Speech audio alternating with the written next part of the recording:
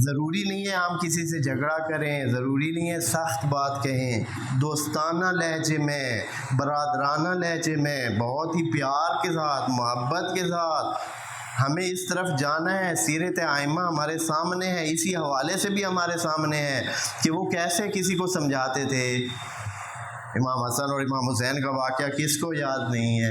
وہ جو دو بچے تھے، کسی بزرگ کو انہوں نے وضو غلط کرتے ہوئے دیکھا تو کیسے طریقہ اپنایا تھا؟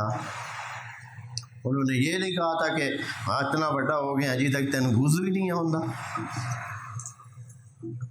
ہاں، ایک تو یہ بھی تھا نا طریقہ، لیکن انہوں نے کہا کہ اے محترم، ہم چھوٹے ہیں، ہم وضو ابھی کرنا ہم پر واجب نہیں ہے، ابھی ہم چھوٹے ہیں، لیکن ہم دونوں یہ مقابلہ ہے ہمارا کہ وہ کہتے ہیں میرا وضو زیادہ بہتر ہے، وہ میرا وضو زیادہ بہتر ہے، ہم دونوں وضو کر لیتے ہیں، آپ بتا دیں ہمیں کہ ہم دونوں میں سے کس کا وضو ٹھیک ہے۔